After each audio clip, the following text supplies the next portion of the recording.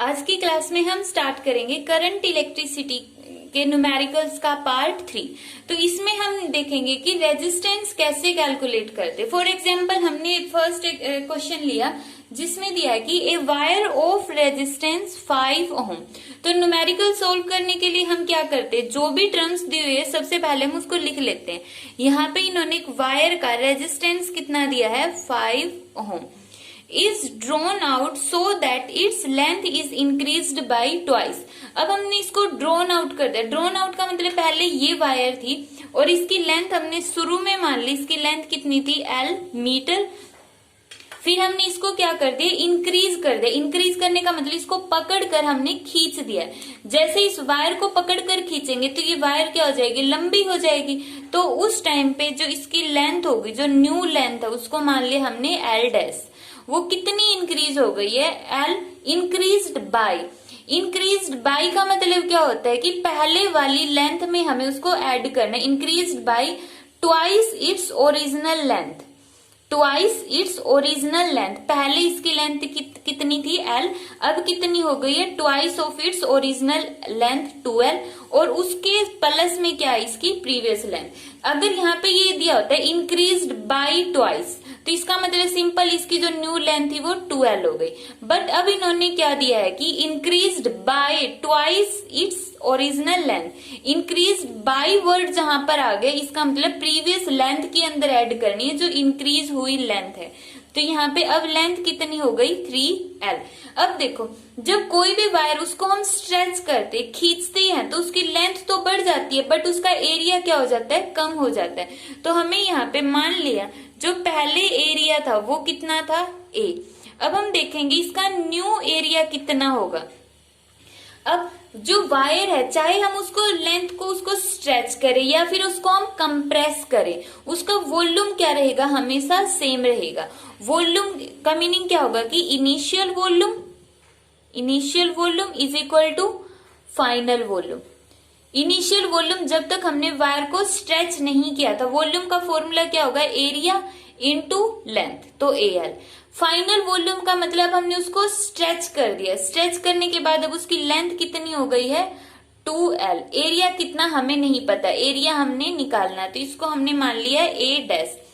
L से यहाँ पर L कैंसिल और A डैश की वैल्यू कितनी आ गई यहाँ पर A/3। तो यहाँ पे जो A डैश की वैल्यू कितनी आई है A/3। तो इस टाइप के न्यूमेरिकल जब भी दिए होते हैं तो जहां पे ये दिया हो कि इसकी लेंथ इतनी बढ़ गई है तो नया रेजिस्टेंस निकालो। सबसे पहले हमें उसका नया एरिया निकालना होता है या फिर इसका अपोजिट भी दिया हो सकता है। मान लिया कि उन्होंने बोल दिया कि एरिया को हमने कम कर दिया है तो उस टाइम पे हमने उसकी लेंथ कैलकुलेट करनी पड़ेगी इसी फॉर्मूले का यूज करके। Initial volume is equal to final volume. Volume का फॉर्मूला क्या होता है, एरिया इनटू लेंथ। तो इस तरह से हमने इसका एरिया कैलकुलेट कर लिया। अब हम देखते हैं इसका रेजिस्टेंस कितना होगा। जैसे यहाँ पर देखो रेजिस्टेंस का फॉर्मूला क्या होता है, रो L/A। रेजिस्टेंस की कितनी वैल्यू दी है 5।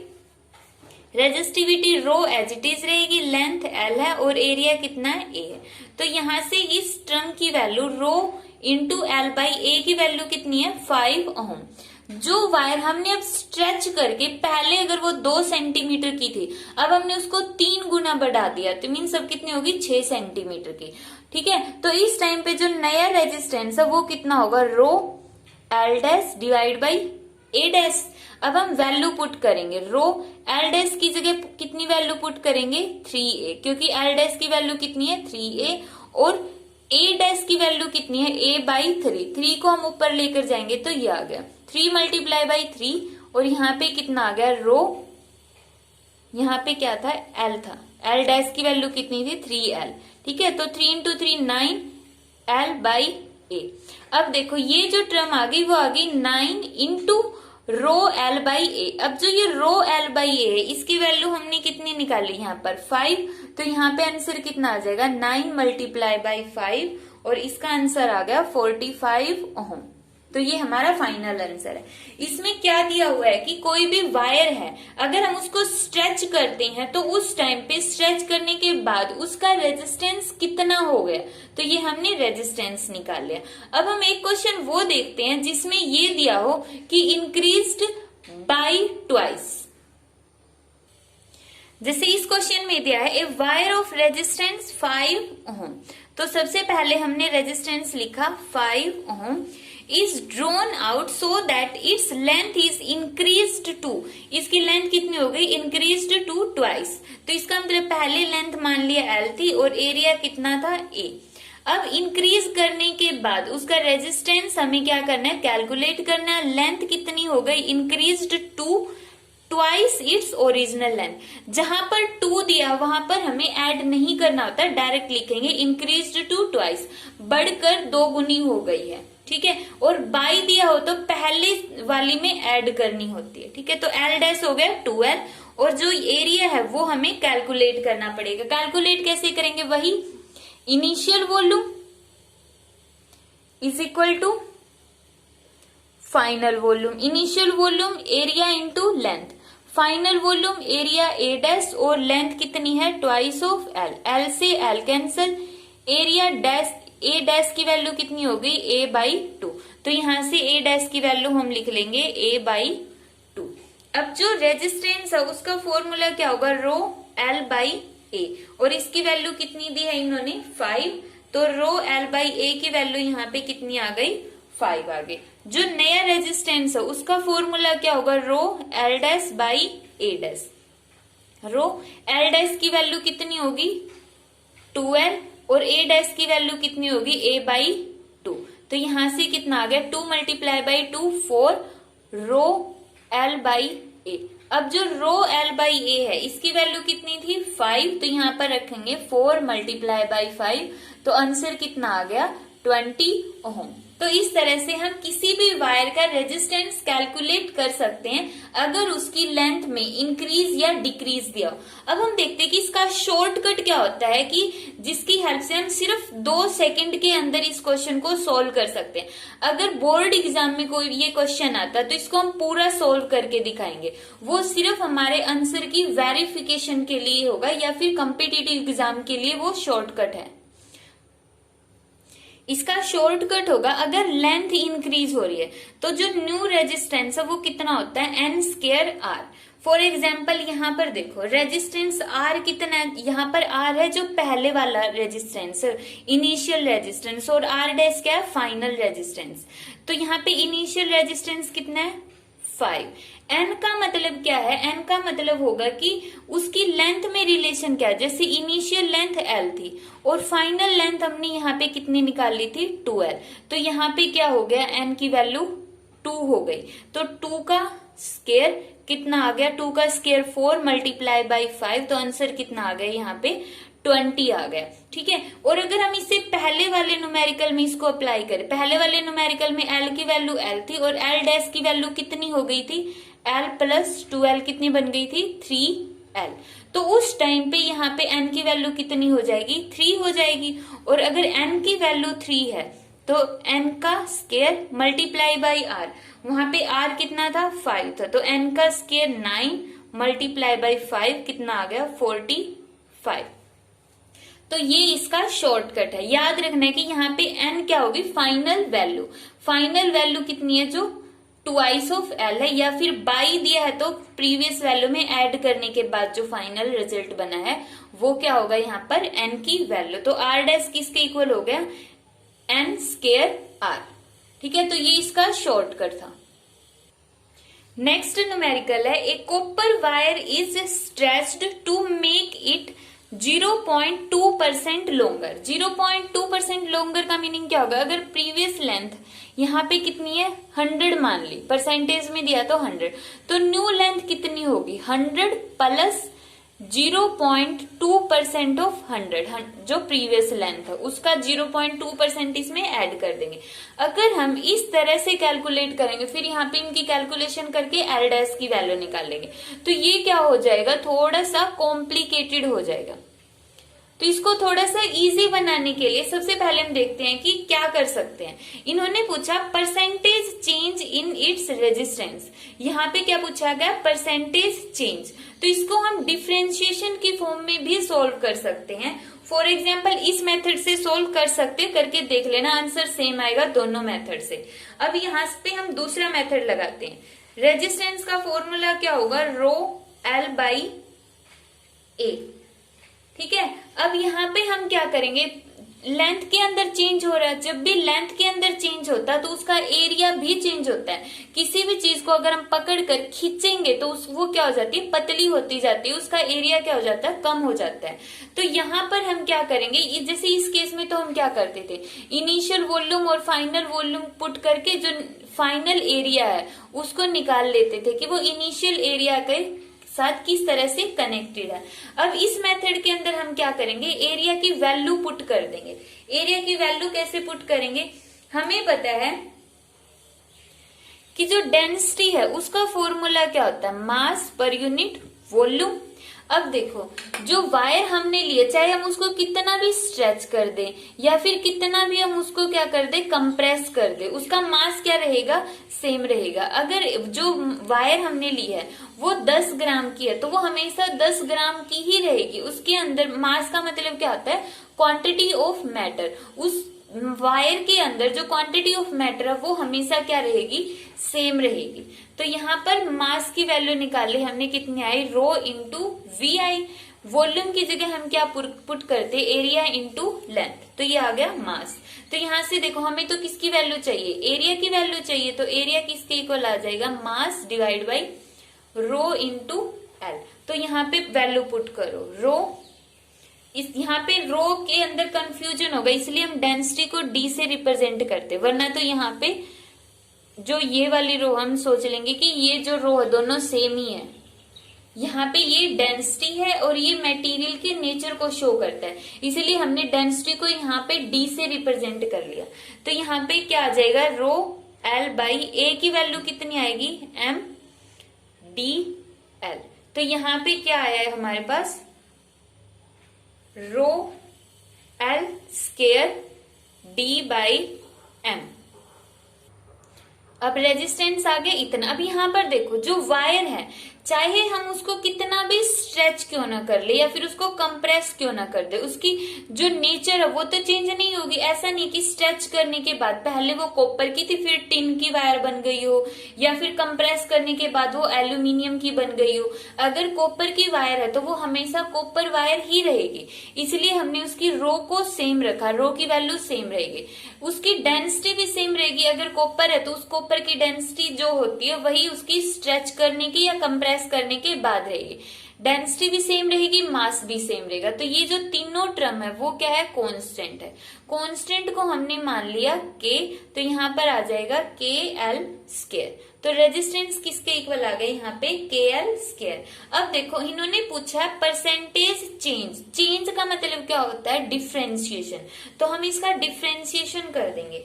डिफरेंशिएशन करने के बाद क्या आता है, d R is equal to k L square का डिफरेंशिएशन कितना आएगा, twice of L d L. ठीक है, तो यहाँ पे क्या आ जाएगा, ट्वाइस ऑफ एल, और एल के विद रिस्पेक्ट टू किया तो कितना आ जाएगा, डी एल।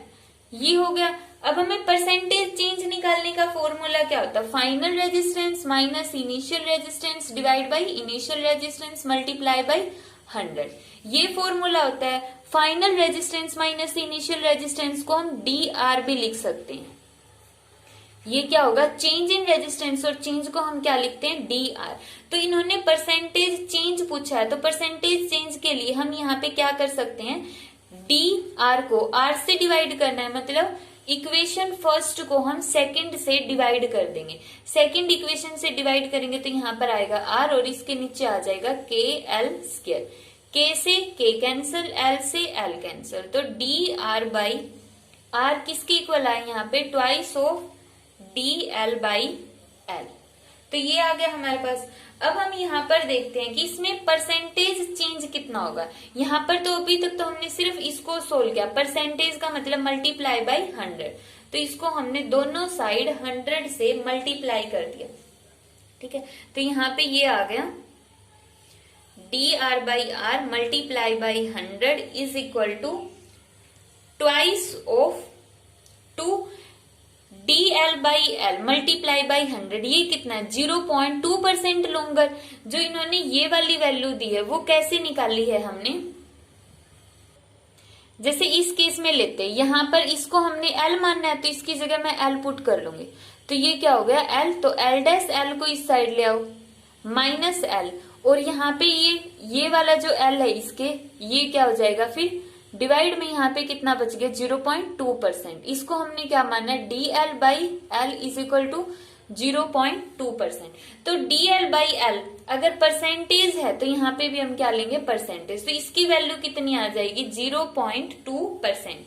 तो इसकी जगह dl/l मल्टीप्लाई बाई 100 की जगह हम क्या लिख सकते हैं 0.2%, और हमारा आंसर कितना आ गया 0.4%। अगर हम इस मेथड से करते तो ये सॉल्व पड़ेगा, मीन जल्दी सॉल्व हो जाएगा। और अगर जैसे हमने यहां से सॉल्व करने लगे तो ये क्या होगा लेंथी कैलकुलेशन होगी और मिस्टेक भी ज्यादा होगी। तो जब भी परसेंटेज की फॉर्म में पूछा गया है तो सबसे पहले हम रेजिस्टेंस देखेंगे क्या दिया रो l/a, तो एरिया को चेंज कर लेंगे लेंथ की फॉर्म में, और लेंथ की फॉर्म में पुट करने के बाद ये क्या आ जाएगा r/k/l²। और अगर यहाँ पे एरिया दिया होता तो यहाँ पे कितना आता, ये फॉर्मूला सोल्व करके देखना, आंसर आएगा r inversely proportional to area का स्क्वायर। इसी तरह से फिर हम परसेंटेज चेंज इन रेजिस्टेंस निकाल सकते हैं जब यहाँ पे एरिया के अंदर चेंज दिया हो, सेम मेथड के थ्रू। नेक्स्ट न्यूमेरिकल है और आज की वीडियो का लास्ट न्यूमेरिकल। इसमें क्या दिया हुआ है कि रेजिस्टेंस कितना है, रेजिस्टेंस इज इक्वल टू 100 ओम। और यहाँ पे देखो लेंथ वाला केस तुम खुद सोल्व करोगे, जब हम उसकी लेंथ को कितनी कर देते हैं ट्वाइस, मींस जो न्यू लेंथ है वो कितनी है twice of original length. Shortcut से बता देती हूँ, शॉर्टकट में जो नया रेजिस्टेंस है वो कितना होगा n²। n की वैल्यू कितनी है यहाँ पे 2 का स्क्वायर 4 इंटू प्रीवियस या इनिशियल रेजिस्टेंस कितना है 100, तो इसका आंसर कितना आ जाएगा 400 ओम। और जो थ्योरेटिकल जो एग्जाम में तुम्हें करके आना वो खुद कर लेना। अब हम देखते हैं एरिया अगर चेंज हो जाता है तो उस केस में हम क्या करेंगे, और इसका शॉर्टकट भी देखेंगे। तो एरिया के लिए हम सोल्व करेंगे। सबसे पहले जो इनिशियल रेजिस्टेंस कितना दिया है 100 ओम, और इनिशियल लेंथ हम मान लेंगे L है, और इनिशियल एरिया कितना होगा πr², जिसकी वैल्यू हमने मान ली A। अब हम देखते हैं जब हमने इसको रिकास्ट किया है और इसको थिन वायर बना दिया, मीन सब रेडियस इसकी हाफ कर दिया, इसको पतला कर दिया है, तब रेजिस्टेंस कितना होगा, तब लेंथ भी हमें पता करनी पड़ेगी कितनी लेंथ होगी और एरिया कितना होगा। एरिया के लिए इन्होंने हिंट दिया है कि रेडियस उसकी हाफ हो जाती है। एरिया का फॉर्मूला क्या होगा πr², तो यहाँ पे होगी पाई, r की वैल्यू कितनी है r/2, r/2 और इस पूरी टर्म का स्क्वायर, तो कितना हो गया πr²/4। πr² a है, तो यहाँ पे नए वाला एरिया कितना आ गया पहले वाले एरिया के डिवाइड में 4, क्योंकि इन्होंने रेडियस की वैल्यू अब की बार हाफ कर दिया, तो यहां से हमने न्यू एरिया निकाल लिया। अब हम देखेंगे कि यहाँ पर हमें लेंथ कैसे निकालेंगे, वही initial volume is equal to final volume. Initial volume का formula area into length, final volume का फॉर्मूला नया एरिया और न्यू लेंथ। अब यहाँ पे देखो AL और A' की वैल्यू हमने कितनी निकाली है A/4, और यहाँ पर आ गया L'। A से A कैंसिल, तो यहाँ पे L' की वैल्यू कितनी आती है 4 को लेफ्ट साइड में ले जाओ, कितना हो गया 4L। तो L' की वैल्यू हमने निकाल दी कितनी 4L, और A' की वैल्यू हम निकाल सकते हैं इसकी हेल्प लेके।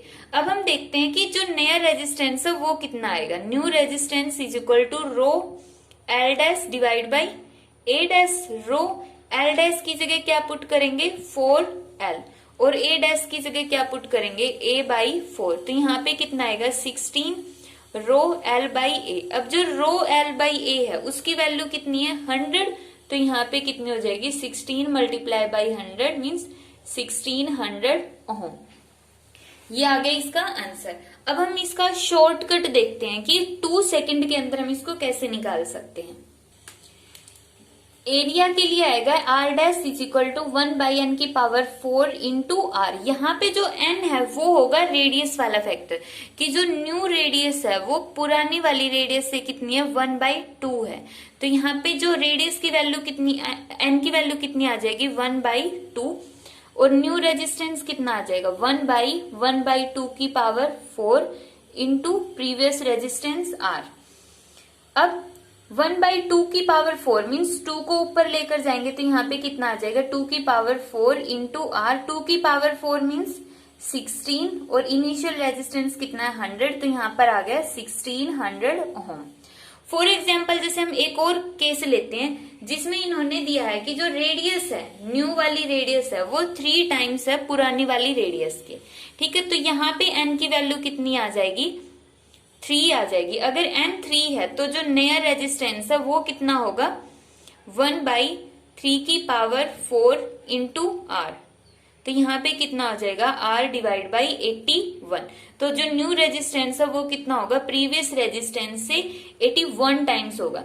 तो एरिया इंक्रीज केस में जो ये शॉर्टकट है और यहाँ पर जो n की वैल्यू है वो न्यू रेडियस का फैक्टर होगा जो पुरानी रेडियस से रिलेट कर रहा है। अब इसके ऊपर बेस्ड एक क्वेश्चन खुद करोगे और उसकी स्टेटमेंट है ये कि जो a wire of length L resistance 50 ohm is twisted to make its thickness 3 times. उसकी थिकनेस को हमने कितना कर दिया 3 गुना कर दिया। What is new resistance of wire, तो उसका जो नया रेजिस्टेंस है